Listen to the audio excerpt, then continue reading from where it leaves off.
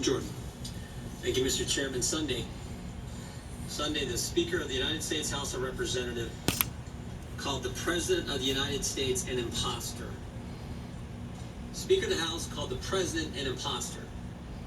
The guy 63 million people voted for, the guy who won an electoral college landslide, the Speaker calls an imposter. That's what's happened to our country, to this Congress. The Speaker's statement says it all. The Democrats have never accepted the will of the American people.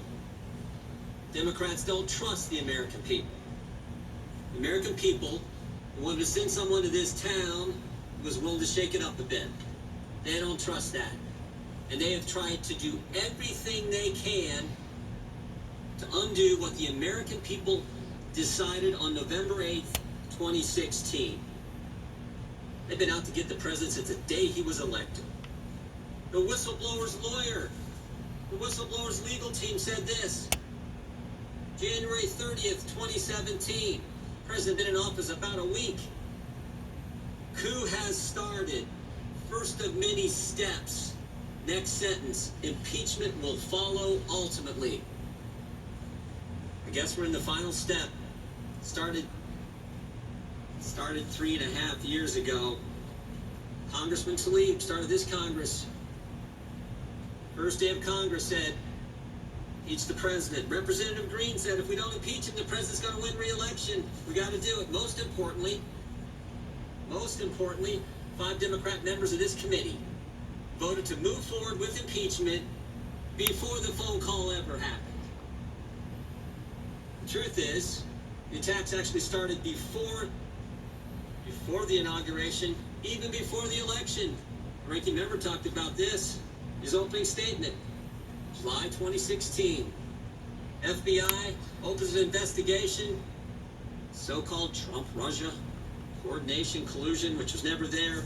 Opened an investigation, spied on 2 American citizens associated with the presidential campaign. My guess is that's probably never happened in American history, but they did it. And for 10 months, Jim Comey's FBI investigated the president. Guess what? After 10 months, they had nothing. And you know why we know that? Because when we deposed Mr. Comey last Congress, he told us they didn't have a thing. No matter. Special Counsel Mueller gets appointed, and they do a 2-year, $40 million, 19-lawyer, unbelievable investigation. And guess what? They come back, and they got nothing. But the Democrats don't care. So now we get this. Bunch of depositions in the bunker in the basement of the Capitol. Witnesses who aren't allowed to answer questions about who they talked to about the phone call.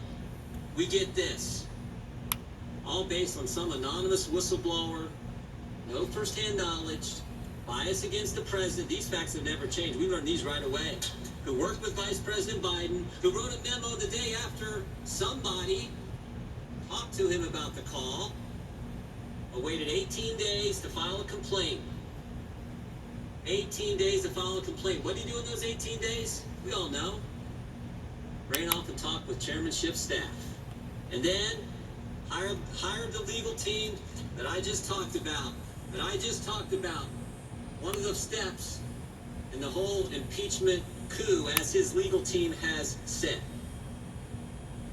This is scary what these guys are putting our country through. It is sad, it is scary, it is wrong. And the good news is, the American people see through it all. They know the facts are on the president's side. As Representative Stefanik said, 4 facts will never change. We got the transcript, which they never thought the president would release. Shows no coordination, no conditionality, no linkage. We got the 2 guys on the call, President Trump, President Zelensky, who have said, nothing wrong, no pressure, no pushing here. We got the fact the Ukrainians didn't even know aid was held up at the time of the call. And most importantly, we've yet to have one witness tell us that any evidence from anyone that President Zelensky did anything on investigations to get the aid released. Those facts will never change. The facts are on the president's side. The process is certainly not. It has been the most unfair process we have ever seen, and the American people understand it. Those 63 million Americans, they understand it, and frankly, I think a lot of others do as well. They see what this for what it is, and they know this is wrong, especially wrong, just 11 months before the next election. I yield back.